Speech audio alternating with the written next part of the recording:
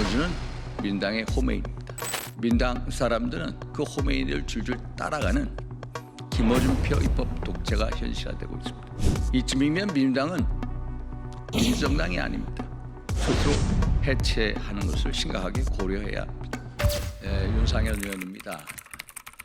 지난주 한덕수 대통령 권한 대행이 87일 만에 직무에 복귀했습니다.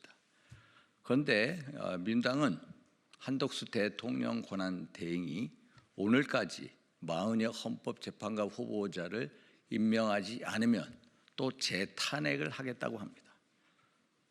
후순위 국무위원도 줄줄줄이 다 탄핵을 하겠다고 합니다. 한마디로 무정부 상태를 만들겠다는 겁니다. 입법 쿠데타를 하겠다는 겁니다. 히틀러치 공포정치를 자행하겠다는 겁니다. 민당의 상황, 호메인이 김어준 씨가 얘기한 대로 척척 진행되고 있습니다. 김어준은 민당의 호메인입니다. 민당 사람들은 그 호메인을 줄줄 따라가는 김어준표 입법 독재가 현실화되고 있습니다. 이쯤이면 민당은 민주정당이 아닙니다. 스스로 해체하는 것을 심각하게 고려해야 합니다. 우연정당 해산심판 청구를 받아야만 합니다. 헌법 111조를 보면은 국회가 선출한 3인의 헌법재판관 후보자를 대통령이 임명한다라고 되어 있습니다. 임명해야만 한다가 아닙니다. 그것은 국회의 헌재 구성 참여권과 대통령의 임명권이 결합하는 것입니다.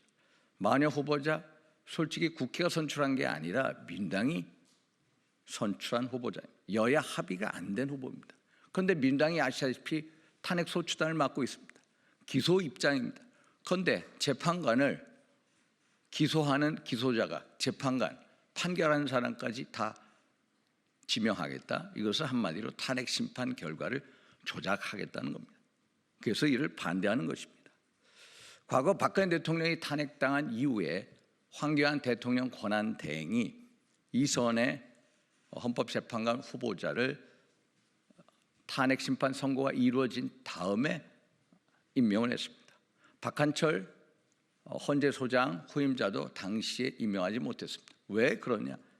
헌법재판소가 지난주에 한덕수 대통령 권한 대행에 대한 탄핵 심판 선고에서 판시한 대로 대통령 권한 대행은 대통령에 비해서 상당히 축소된 간접적인 민족 정당성만 가지고 있기 때문입니다.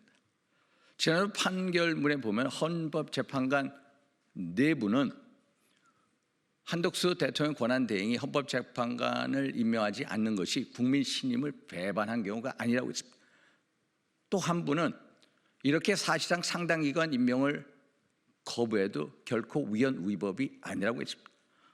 또 지난번 국회가 최상목 대통령 권한 대행에 대한 마녀 후보자 임명 부작위에 관한 권한쟁의 심판에서도 헌법상 또 헌법재판상 근거가 없어서 40여 후보자를 즉시 임명해야 한다라는 국회 측 민당의 주장에 대해서 부적파 각하 의견을 내렸습니다. 그래서 민당은 더 이상 헌재와 정부를 흔들지 말라 경고하는 바입니다.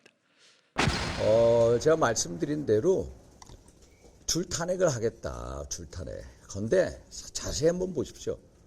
민당의 상황, 민당의 호메인은 김어준 씨입니다. 김어준 씨는 한마디로 진영의 나팔수입니다. 제가 김어준 방송에 여러 번 나갔습니다. 이분은 너무 정치 편향이고 민당 선전, 민당의 이 지령을 내리는 사람입니다. 그래서 김어준표 입법 독재 그 시나리오가 결국 현실화되고 있다 이런 말씀을 드립니다. 이번에 연쇄 탄핵을 예고하는 사람들이 민주당의 수석 의원들이잖아요. 이건 어떤 의미가 있다고 보십니까?